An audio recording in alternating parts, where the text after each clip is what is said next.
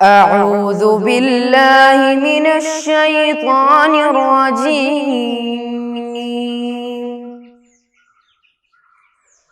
بسم الله الرحمن الرحيم. الحمد لله رب العالمين. الرحمن الرحيم. مالك يوم الدين. إياك نعبد وإياك نستعين. اهدنا الصراط المستقيم. صراط الذين أنعمت عليهم غير المغضوب عليهم ولا الضالين.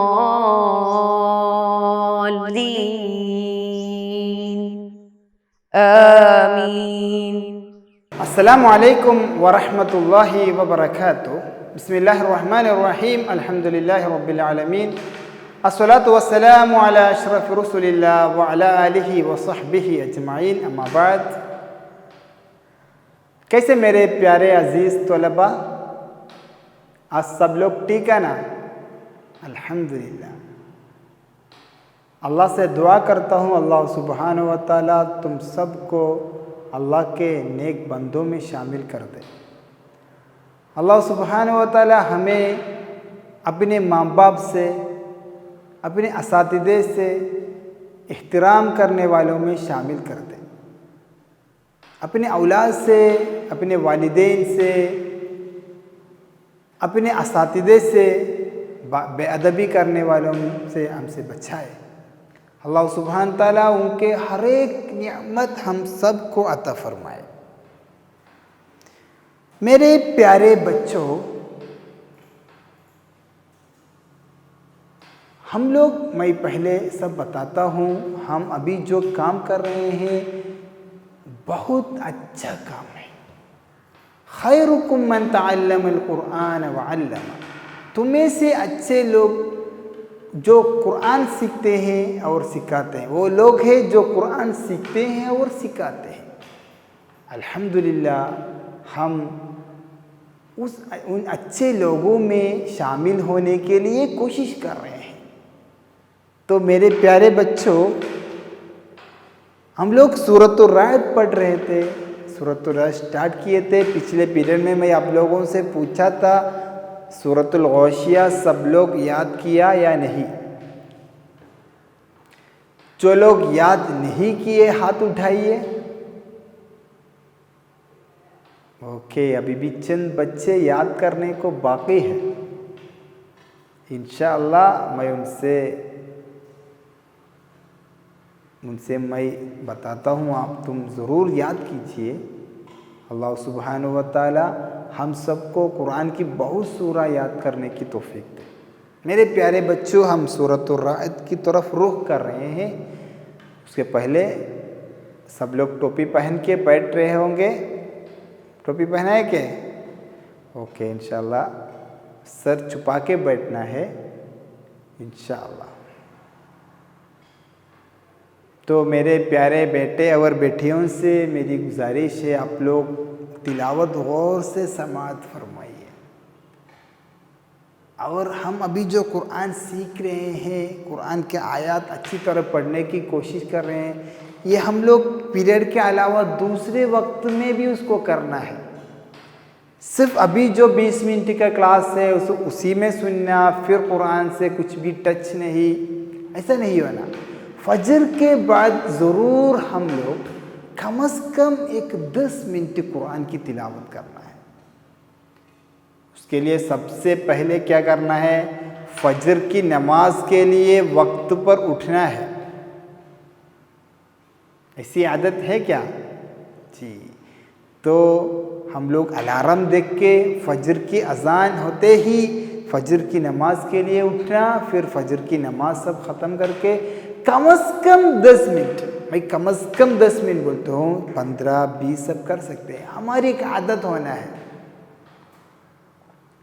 اقبال کے ایک شاعری آپ لوگ سنے ہوں گے، وہ زمانے میں معزز تھے ہم مسلمان ہو کر، وہ زمانے میں معزز تھے ہم مسلمان ہو کر، اور ہم خوار ہوئے تارک قرآن ہو کر.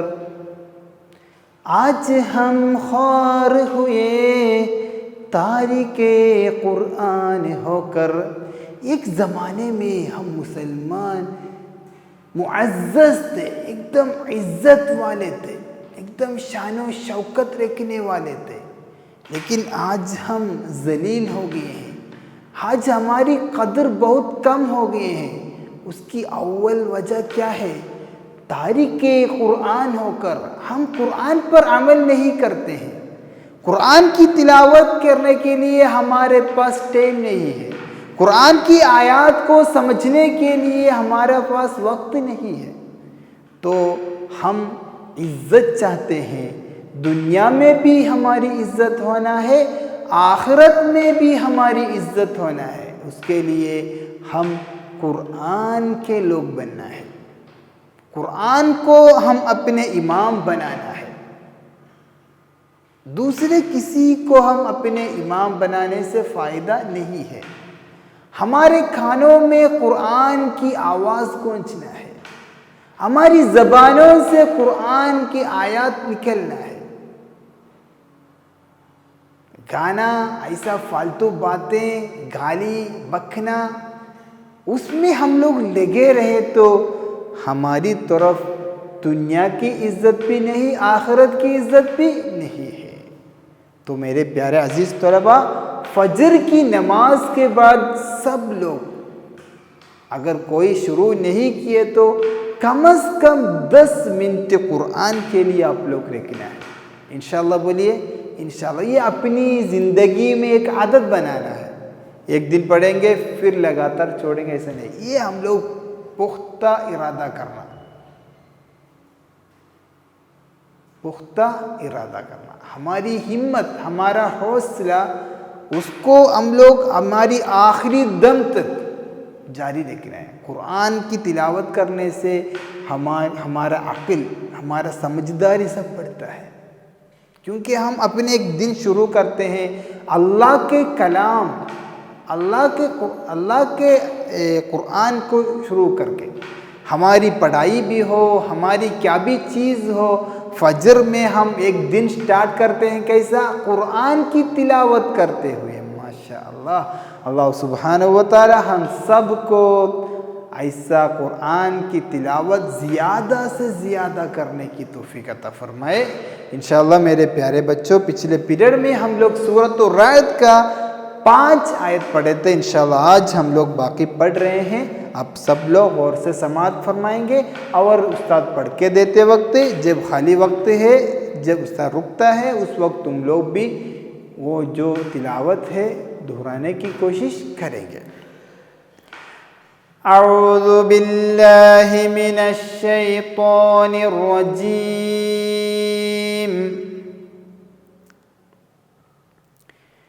بسم اللہ الرحمن الرحیم.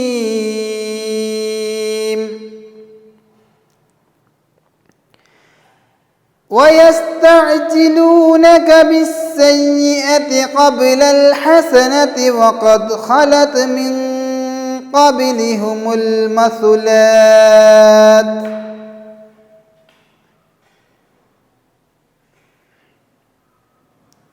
وَإِنَّ رَبَّكَ لَذُو مَغْفِرَةٍ لِلنَّاسِ عَلَى ظُلْمِهِمْ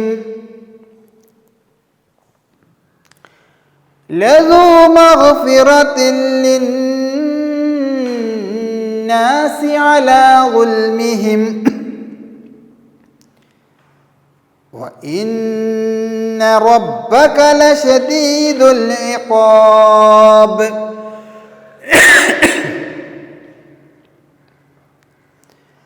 وَيَقُولُ الَّذِينَ كَفَرُوا لَوْلَا أُنزِلَ عَلَيْهِ آيَةٌ مِّن رَّبِّهِ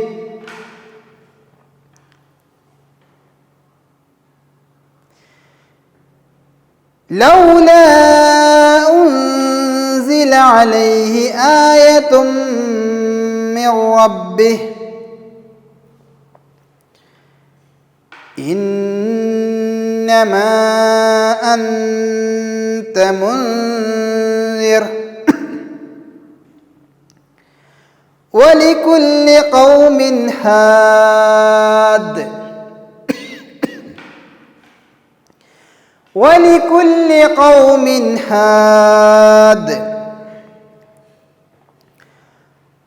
الله يعلم ما تحمل كل أنثى وما تغيض الأرحام وما تزداد الله يعلم ما تحمل كل أنثى وما تغيض الأرحام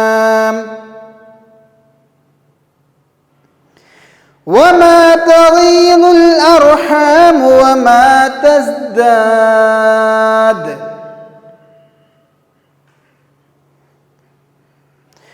وكل شيء عنده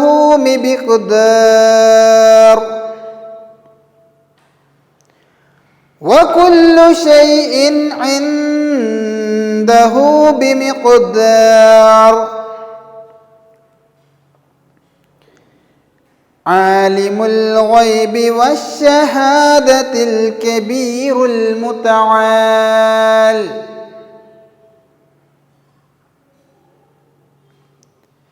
سواء منكم من أسر القول ومن جهر به سواء منكم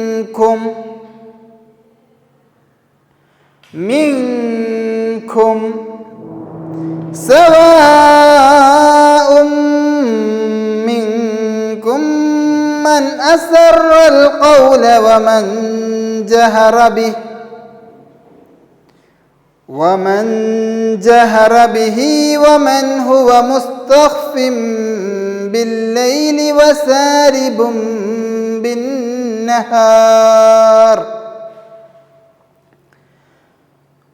ومن هو مستخف بالليل وسارب بالنهار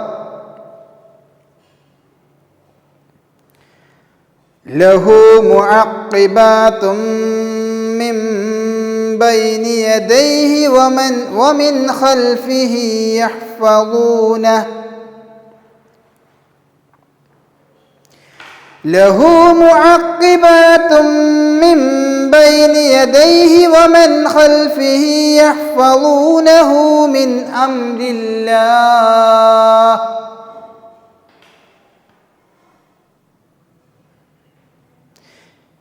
إن الله لا يغير ما بقوم حتى يغيروا ما بأنفسهم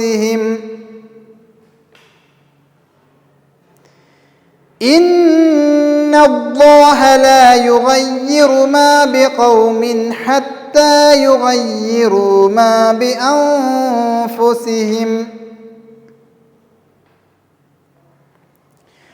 وإذا أراد الله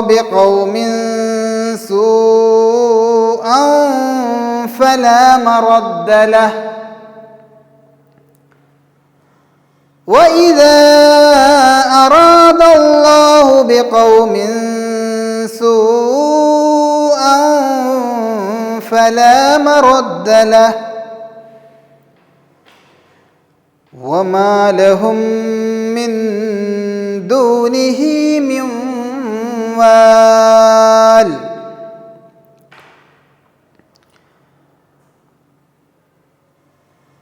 هو الذي يريكم البرق خوفا وطمعا وينشئ السحاب الثقال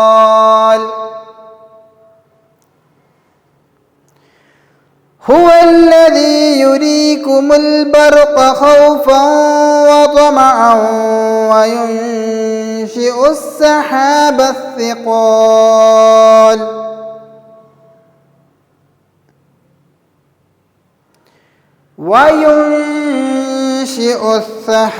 الثقال ويسبح الرعد بحمده والملائكة من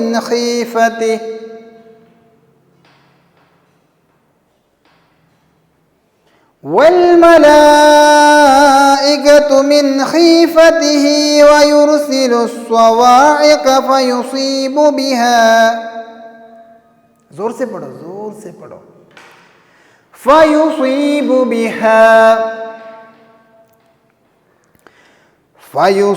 بها من يشاء وهم يجادلون في الله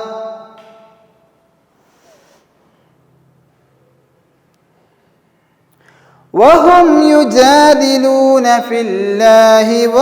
شديد المحال صدق اللہ العلی العظیم. اللہ سبحانہ و تعالی قرآن کی تلاوت اچھی طرح کرنے کی توفیق ہم سب کو عطا فرمائے.